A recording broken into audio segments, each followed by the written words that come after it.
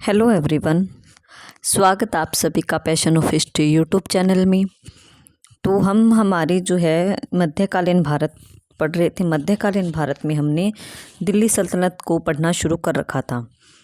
दिल्ली सल्तनत में हमने दिल्ली सल्तनत के 5 वंशों को पढ़ा अच्छी तरह से, जिसमें पहला हमारा था गुलाम वंश, दूसरा था हमारा खिलजी वंश, तीसरा था हमारा तुगलक वंश, चौथा था हमारा लोधी वंश। तो इन वंशों में से जो है हमने 5 वंशों को पढ़ लिया था। तो अब हम जो है इसमें दिल्ली सल्तनत के इतिहास को प्रशासन को कर रहे हैं कि दिल्ली सल्तनत का प्रशासन कैसा था, राजाओं का सिस्टम कैसा चल रहा था, उन्होंने कैसे मंत्रियों से जो है अपने राज्य का सिस्टम बना रखा था अच्छी तरह से। तो हम इसके बारे में पढ़ रहे थे कि दिल्ली सल्तनत का प्रशासन कैसा चला हुआ था। तो इसमें हमने हमारी एक क्लास कर ली थी दिल्ली सल्तनत के प्रशासन की, जिसमें कि हमने राजा के बारे में थोड़ा बहुत पढ़ा। तो आज हम क्या पढ़ने वाले हैं कि राजत्व का सिद्धांत, कि दिल्ली सल्तनत में जो जो राजा गद्दी पर बैठे उनमें उनके राजत्व का सिद्धांत क्या था, उनकी राजा की उन्होंने अपने लिए क्या वैल्यू बना रखी थी, कि राजा की क्या पोजीशन थी, राजा के पद के बारे में वो क्या सोचते थे। राजत्व सिद्धांत का मतलब यही है कि दिल्ली सल्तनत में जो जो वो राजा गद्दी पर बैठे वो दिल्ली सल्तनत के इस पद के बारे में क्या सोचते हैं, उनकी क्या सोचना था, इस पद की क्या क्या शक्तियाँ थी राजत्व की। तो इसमें हम पढ़ने वाले हैं बलबन का राजत्व सिद्धांत, क्योंकि जो बलबन था गुलाम वंश में आया था शासक, बलबन ने राजत्व का सिद्धांत दिया। इसने सबसे पहले जो है राजा की शक्तियों और राजा की पावर के बारे में जो है बताया और अपने सिद्धांत दिए और लोगों को बताया कि राजा के ये अधिकार होते हैं, राजा के पास ये शक्ति होती है। इन सब के बारे में हम जब पढ़ेंगे आगे क्लास में डिटेल से तो आपको समझ आ जाएगा कि राजत्व का सिद्धांत क्या था। राजत्व मतलब राजा का पद का सिद्धांत, कि राजा का पद की क्या अहमियत थी, राजा के पद की क्या वैल्यू थी दिल्ली सल्तनत में। तो आइए चलिए हम आज इसके बारे में पढ़ते हैं कि बलबन के बाद हम जो आगे शासक आए थे उनके बारे में भी थोड़ा थोड़ा पढ़ेंगे। लेकिन सबसे ज़्यादा जो राजत्व का सिद्धांत दिया था, सबसे ज़्यादा फेमस जो है वो बलबन के बारे में ही है, क्योंकि एग्जाम्स में क्वेश्चन बलबन के राजत्व सिद्धांत से ही आते हैं कि राजत्व सिद्धांत का क्या मतलब था बलबन का। तो इसके बारे में आज की क्लास में हम पढ़ेंगे हमारे कि बलबन का राजत्व का सिद्धांत कैसा था। तो चलिए सबसे पहला हमारा है कि दिल्ली सल्तनत में समय समय पर राजत्व समय समय पर, देखिए आराम आराम से देखते हैं कि दिल्ली सल्तनत में राजत्व समय समय पर परिवर्तित होता रहा। राजत्व मतलब कि राजा का महत्व समय समय पर परिवर्तित होता रहा। दिल्ली सल्तनत में 5 वंश आए थे ना, तो इन 5 वंशों में जो है राजत्व का अलग अलग महत्व रहा था, क्योंकि इनका समय बदलता रहा। इल्तुतमिश के काल में सुल्तान की स्थिति अमीरों से ज़्यादा ऊपर नहीं थी, कि जो गुलाम वंश का शासक आया था दूसरे नंबर का इल्तुतमिश, जिसको कि दिल्ली सल्तनत का वास्तविक संस्थापक भी माना जाता है। इसके बारे में पढ़ा था कि इल्तुतमिश कौन था, दिल्ली सल्तनत का वास्तविक संस्थापक। तो इल्तुतमिश के काल में सुल्तान की क्या स्थिति थी, सुल्तान मतलब राजा, कि राजा की क्या स्थिति, तो राजा की स्थिति जो है अमीरों से ज़्यादा ऊपर नहीं थी। अमीर मतलब जो राजा के बाद के जो मंत्री होते थे उनको बोला गया है अमीर, कि इन अमीरों से ज़्यादा ऊपर नहीं थे। मतलब कि इसके पूरा टोटल निचोड़िए निकाल सकते हैं हम कि इल्तुतमिश के समय में सुल्तान की स्थिति ज़्यादा महत्व नहीं थी। सुल्तान सबसे सर्वोच्च नहीं था, सबसे सर्वोपरि नहीं था, सुल्तान की इतनी ज़्यादा वैल्यू नहीं थी। तो इल्तुतमिश के बारे में देख लिया हमने। नेक्स्ट कि बलबन ने राजत्व को अमीरों से ऊपर रखा, कि जब गुलाम वंश में बलबन का शासनकाल आता है तो इसने राजत्व मतलब कि राजा के पद को, राजा के महत्व को अमीरों से ऊपर रखा, तथा राजत्व का सिद्धांत दिया, कि राजा के महत्व के बारे में इसने लोगों को, प्रजा को बताया कि राजा के पद की ये अहमियत होती है। तो राजत्व का सिद्धांत किसने दिया था, बलबन ने। आपसे एग्जाम में अगर शॉर्ट में भी क्वेश्चन पूछे 1 नंबर का कि दिल्ली सल्तनत में राजत्व का सिद्धांत किसने दिया था, तो आपका उत्तर क्या होगा, बलबन। किसने दिया था, बलबन ने राजत्व का सिद्धांत दिया था।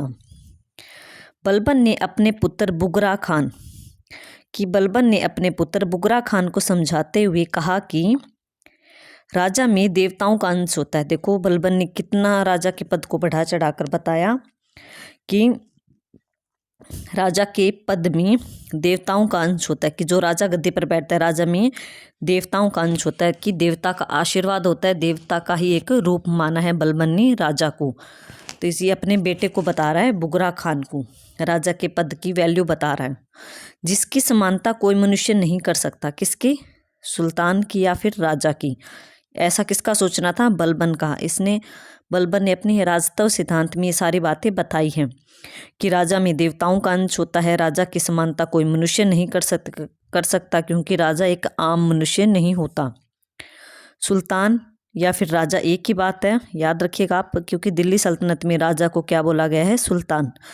कि सुल्तान या फिर राजा संसार में ईश्वर का प्रतिनिधि है, कि ईश्वर के द्वारा भेजा गया एक आशीर्वाद है, नायब ए खुदाई, जिसको कि मुस्लिम भाषा में नायब ए खुदाई बोला गया है।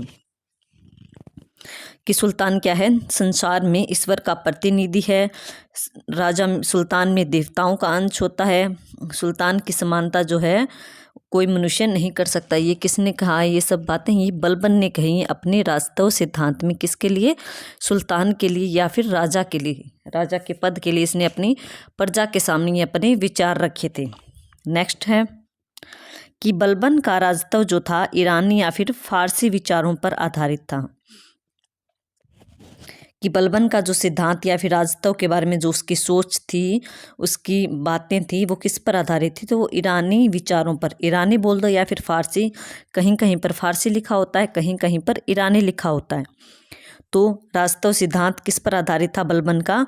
ये ईरानी या फारसी विचारों पर आधारित था। ये भी आपका 1 नंबर का क्वेश्चन बन रहा है कि बलबन का राजतव सिद्धांत किस पर आधारित था। तो आपको याद रखना है कि ईरानी या फिर फारसी विचारों पर आधारित था। नेक्स्ट पॉइंट आपका है कि बलबन दिल्ली सल्तनत का पहला शासक था जिसने सुल्तान के पद और अधिकारों के बारे में जो है विस्तृत रूप से विचार व्यक्त किए, मतलब कि राजतव का सिद्धांत दिया। इस राजतव सिद्धांत में ही इसने जो है सुल्तान के पद के बारे में, सुल्तान के अधिकारों के बारे में जो है डिटेल से इसने बताया था। तो ये एक पहला शासक, ये मोस्ट इम्पोर्टेंट है, पूछ सकता है एग्जाम में कि दिल्ली सल्तनत का कौन सा पहला शासक था जिसने सुल्तान के पद व अधिकारों के बारे में विस्तृत रूप से अपने विचार व्यक्त की या फिर विस्तृत रूप से जनता के सामने सुल्तान के पद के महत्व को बताया। वो कौन था? वो बलबन था। ये बलबन किस वंश का शासक था? ये किस वंश का था? ये गुलाम वंश का। गुलाम वंश जो दिल्ली सल्तनत का सबसे पहला वंश है, नंबर 1 पे गुलाम वंश था ना। इसके बाद खिलजी, तुगलक, लोधी ये आते हैं। तो आपको याद रखना है कि बलबन ही पहला शासक था दिल्ली सल्तनत में जिसने सुल्तान के पद अधिकारों के बारे में विस्तृत रूप से बताया और राजतव का सिद्धांत दिया था। नेक्स्ट पॉइंट हमारा है कि बलबन का राजतव शक्ति न्याय किस पर आधारित था? कि शक्ति पर, कि राजा की शक्ति, राजा का न्याय कैसा होना चाहिए, राजा की प्रतिष्ठा क्या होती है, और उच्च कुलीनता, के राजा को उच्च कुल का होना चाहिए, और रक्त की शुद्धता पर आधारित था। ये भी पूछा गया है एग्जाम में, मोस्ट इम्पोर्टेंट है। आप निशान लगा लीजिए, आप नोट्स बना रहे हो तो उसमें लिख लीजिए, मोस्ट इम्पोर्टेंट है ये। कि बलबन का राजतव सिद्धांत किस पर आधारित था? तो ये शक्ति पर आधारित था, न्याय पर आधारित था, प्रतिष्ठा पर आधारित था, कुलीनता पर आधारित था और रक्त की शुद्धता पर आधारित था। कि राजा के पास शक्ति होनी चाहिए, राजा को अच्छा निष्पक्ष न्याय करना चाहिए, राजा की प्रतिष्ठा अच्छी होनी चाहिए, उच्च होनी चाहिए, और उच्च कुलीनता की, राजा को उच्च कुल का होना चाहिए, और राजा को रक्त की शुद्धता पर बल देना चाहिए। ये सब किसने बताया राजतव के बारे में? ये सब बलबन ने बताया था अपने राजतव सिद्धांत में। इसका किस पर आधारित था? आपको याद रखना है पांचों: शक्ति, न्याय, प्रतिष्ठा, उच्च कुलीनता और रक्त की शुद्धता। नेक्स्ट है कि बलबन खुद कहता है कि मैं षड्यंत्र से नहीं अपितु ईश्वर की इच्छा से सुल्तान बना हूँ। ये लाइन भी मोस्ट इम्पोर्टेंट है, याद रखना है। आपसे एग्जाम में ऐसे पूछ सकता है कि दिल्ली सल्तनत का ऐसा कौन सा शासक है जो यह कहता है कि मैं षड्यंत्र से नहीं अपितु ईश्वर की इच्छा से सुल्तान बना हूँ। तो ये आपको याद रखना है, कौन कहता है, ये बलबन कहता है। और ये आप इस कोटेशन को ऐसे याद रख सकते हो कि ऐसा कौन कह सकता है, क्योंकि जिसने राजा के पद को सबसे ऊपर रखा, जिसने राजा के पद को सबसे ज़्यादा महत्व दिया, तो ये कौन था, ये ऐसा सिर्फ दिल्ली सल्तनत में बलबन ही था, जो कि अपने आप को ईश्वर के बराबर समझता था, अपने सुल्तान के पद को सबसे ज़्यादा महत्व देता था। तो ये कह रहा है ना कि षड्यंत्र से नहीं बना मैं राजा सुल्तान, अपितु ईश्वर की इच्छा से सुल्तान बनो। यहाँ से आएगा, याद रखिए कि ईश्वर की इच्छा से सुल्तान, कि मुझे ईश्वर ने खुद बनाया है सुल्तान, दिल्ली सल्तनत में गद्दी पर मुझे ईश्वर ने खुद बैठाया है, मैं किसी षड्यंत्र से या फिर किसी धोखे से सुल्तान या फिर राजा नहीं बना हूँ। आप कंफ्यूज मत होइएगा, ये जहाँ जहाँ पर सुल्तान आ रहा है ना, सुल्तान या फिर राजा दोनों एक ही बात है। दिल्ली सल्तनत में जो है राजा को सुल्तान का नाम दिया गया है, कि सुल्तान बोला जाता था, राजा नहीं बोला जाता था। कि कोई गद्दी पर राजा बैठा था, ऐसा नहीं कि राजा की जय हो, सारे प्रजा ऐसे बोलते थे कि सुल्तान की जय हो, तो उसका राजा का नाम ही जो है सुल्तान रखा हुआ है। तो आप कंफ्यूज मत होइएगा। नेक्स्ट हमारा पॉइंट है, बलबन खुद कहता है। अब एक और कुछ कोटेशन और है जो बलबन ने खुद कही है अपने बारे में, कि मैं नियाबते खुदाई, पृथ्वी पर ईश्वर का प्रतिनिधि, जिल्ले इलाही, ईश्वर की प्रतिछाया हूँ। क्या हूँ, ईश्वर की प्रतिछाया। ये सब कौन कहता है, ये बलबन कहता है कि मैं नियाबते खुदाई।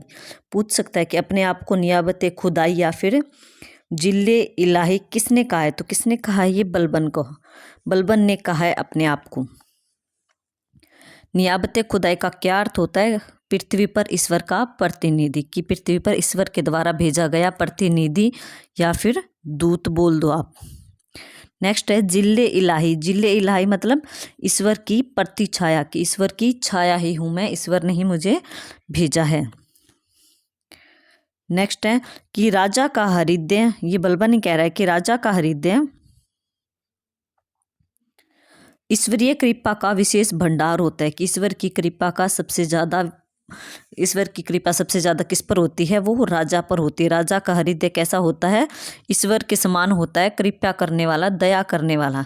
ये कौन कह रहे हैं, सब बलबन कह रहा है अपने राजतत्व सिद्धांत में, कि जो राजा का हृदय है वो ईश्वरीय कृपा का विशेष भंडार होता है, कि राजा का हृदय प्रजा पर ईश्वर के समान कृपा करने वाला होता है। उसका हृदय क्रांति का भंडार है। ये सुल्तान के बारे में, यहाँ पर राजा या फिर सुल्तान एक ही बात है, यहाँ पर आप सुल्तान भी लिख सकते हो, सुल्तान, कि सुल्तान का हृदय क्रांति का भंडार है। इस दृष्टि से कोई भी मनुष्य जो है उसकी समानता नहीं कर सकता। ये सब किसने, बलबन ने कहा है सुल्तान के बारे में, राजा के बारे में, कि राजा जो है, राजा का हृदय ईश्वरीय कृपा का विशेष भंडार होता है, उसका हृदय क्रांति का भंडार है।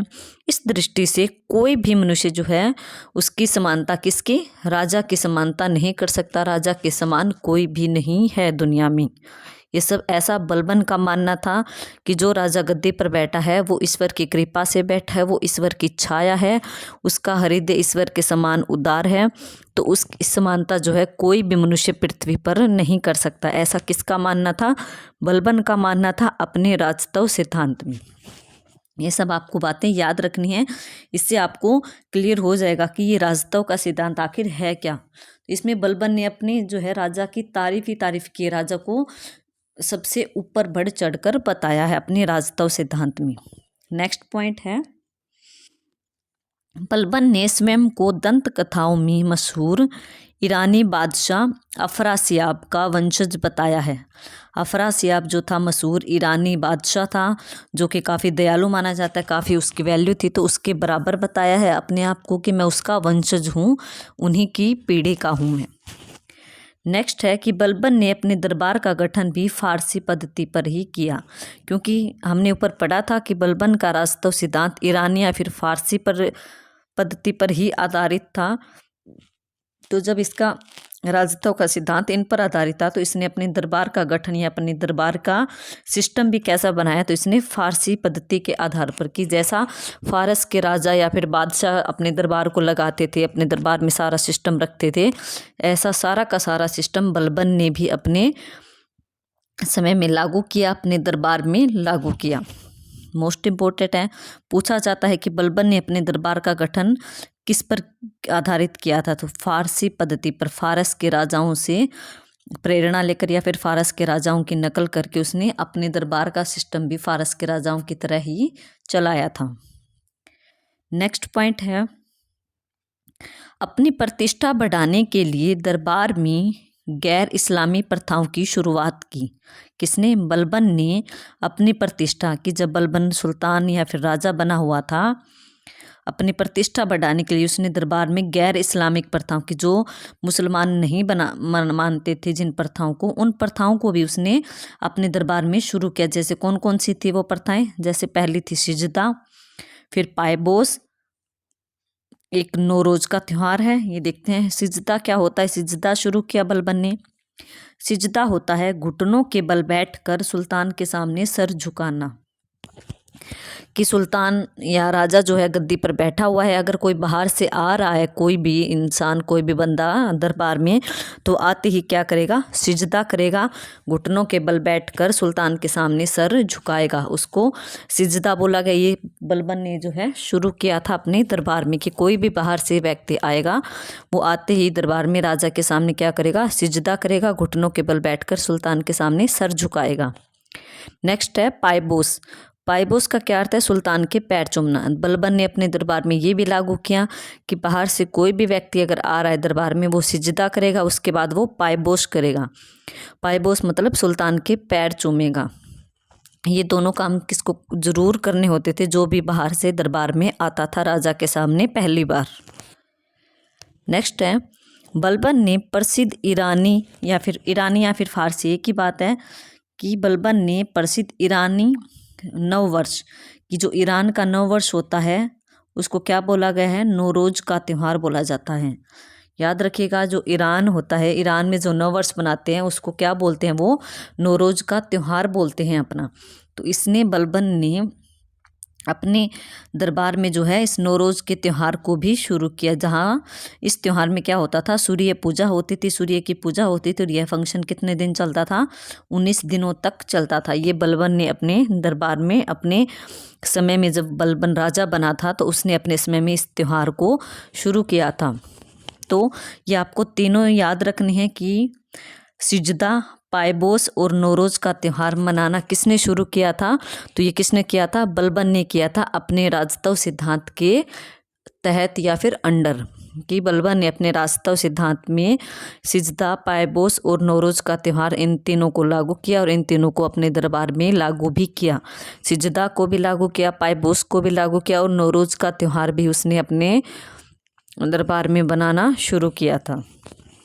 नेक्स्ट पॉइंट है कि राज्यारोहण के बाद बलबन ने, कि राज्यारोहण मतलब कि राजा गद्दी पर बैठने के बाद बलबन ने अपने पुत्र व पोतों का नाम भी ईरानी परंपरा पर ही रखा। जैसे कैकुबाद, ये इसके पुत्र या फिर पोतों का नाम है। कैकुबाद हो गया, कैखुसरो, क्यूमर्स, ऐसे ऐसे नाम जो है ईरान में रखे जाते थे।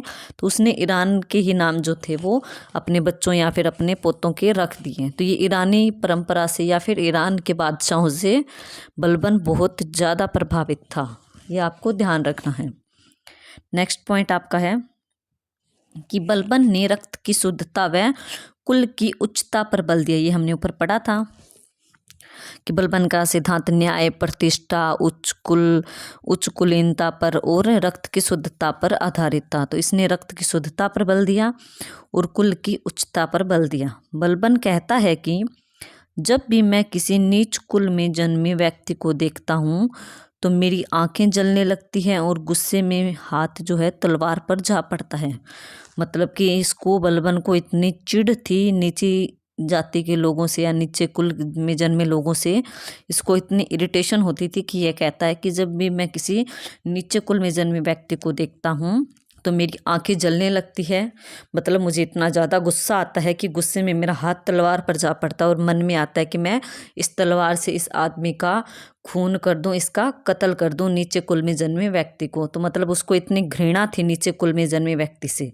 इसीलिए ये किस पर बल दे रहा है? ये कुल की उच्चता पर बल दे रहा है कि उच्च कुल में जन्मा व्यक्ति ही श्रेष्ठ होता है। ऐसा किसका मानना था? ऐसा बलबन का मानना था। नेक्स्ट, बलबन ने स्वयं को आम जनता से दूर रखा।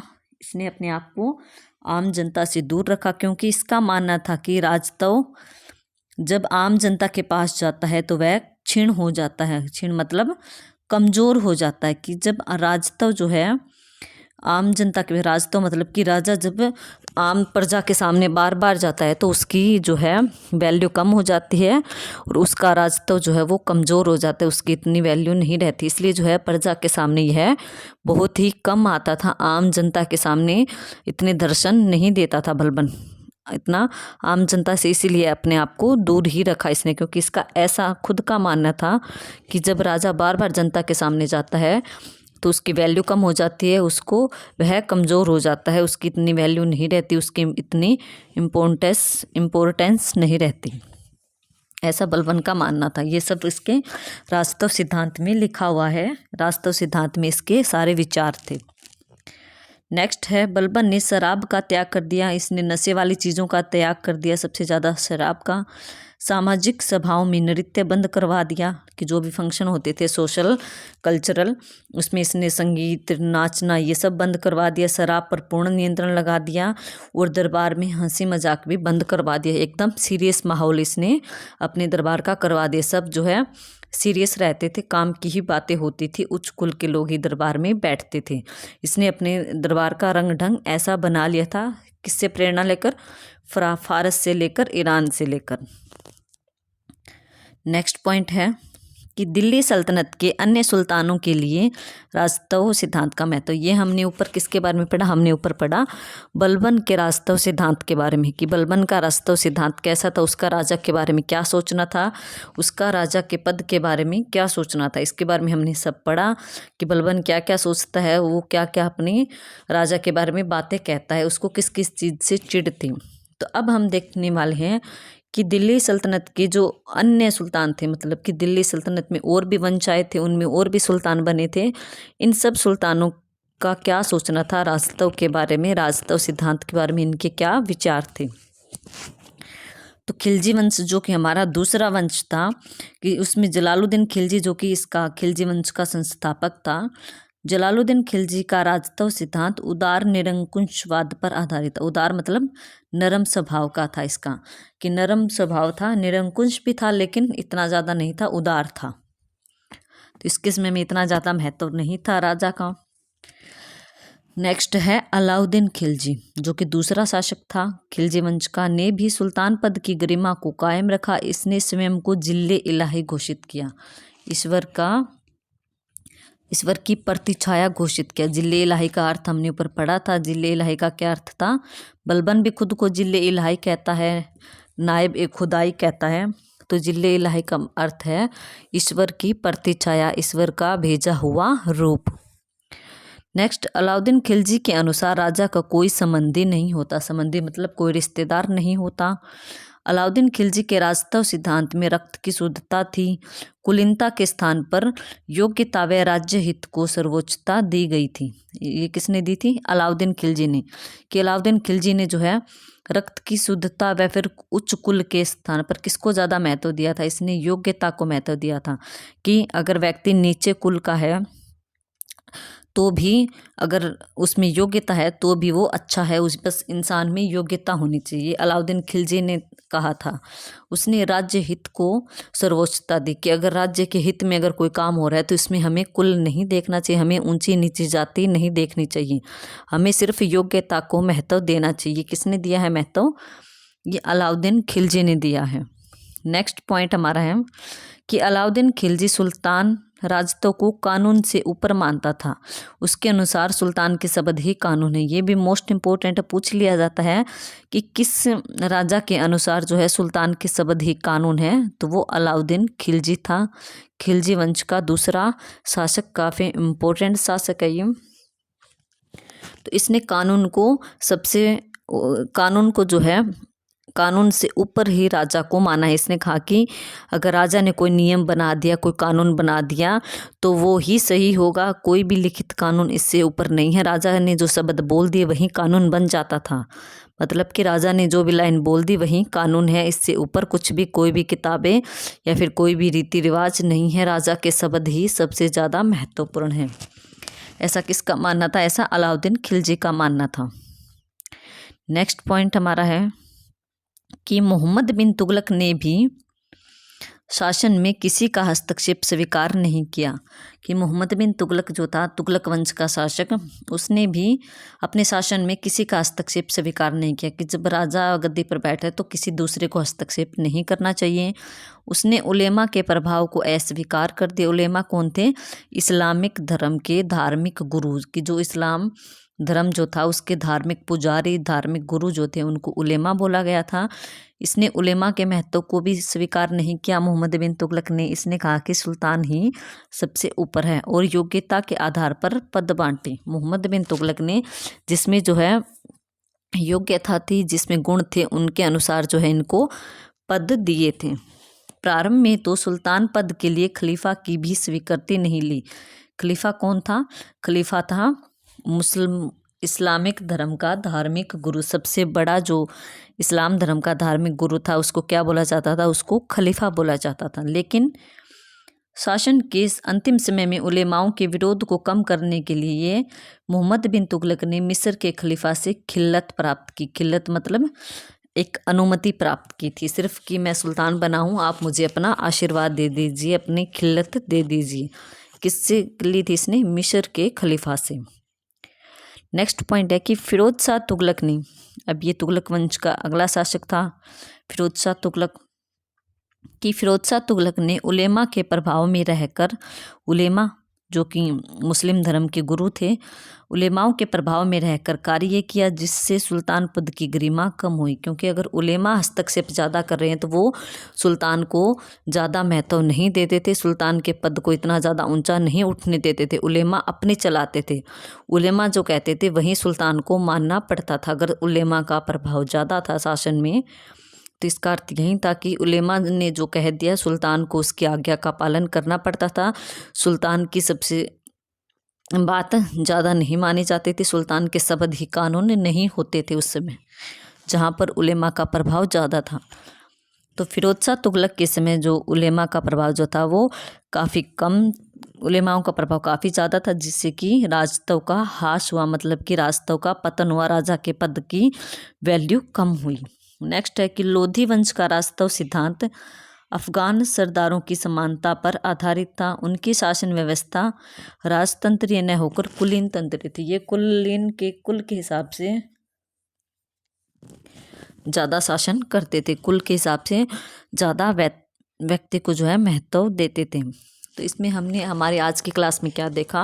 हमने बलबन के राजतव सिद्धांत के बारे में देखा कि बलबन ने राजा के सिद्धांत के बारे में, राजा के महत्व के बारे में क्या क्या बातें बताई, क्या क्या इसने अपनी प्रजा के सामने विचार रखे कि राजा की कैसी इम्पोर्टेंस होती है, राजा का क्या महत्व होता है। और बाकी सुल्तानों ने भी दिल्ली सल्तनत में राजा के बारे में क्या क्या सोच बना रखी थी, हमने इसके बारे में पढ़ा। सबसे ज़्यादा क्वेश्चन आते हैं बलबन के राजतव के सिद्धांत से, क्योंकि बलबन का राजतव सिद्धांत काफ़ी इंपॉर्टेंट है, जिसको कि मैंने आपको बहुत अच्छी तरह से डिटेल से करवाया। इससे क्वेश्चन बाहर नहीं जाएगा राजतव सिद्धांत से।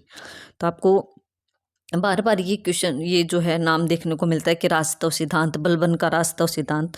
तो इस क्लास से आपको एक पूरा कंसेप्ट क्लियर हो जाएगा कि राजतव सिद्धांत आखिर था क्या, बलबन ने अपने राजतव सिद्धांत में क्या बातें बताई थी, क्या इसका राजतव सिद्धांत था। राजतव सिद्धांत का अर्थ यही है कि बलबन का राजा के बारे में क्या सोचना था, वो क्या सोचता था कि राजा की क्या वैल्यू होती है, कैसा राजा का पद होता है, इन सब के बारे में ही बलबन ने अपने इस सिद्धांत में बताया था। आई होप आपको क्लास अच्छी लगी होगी। अगर आपको क्लास अच्छी लग रही है, पसंद आ रही है, तो प्लीज़ वीडियो को ज़्यादा से ज़्यादा लाइक करें, शेयर करें और कमेंट करें, ताकि अगर कोई कमी रह रही है क्लास में तो मुझे वो आपके कमेंट के माध्यम से पता चल सके, ताकि मैं आप अपनी क्लास में सुधार करने की कोशिश करूं और आपके लिए अच्छी अच्छी क्लासेस लाते रहूं। Okay, thank you so much.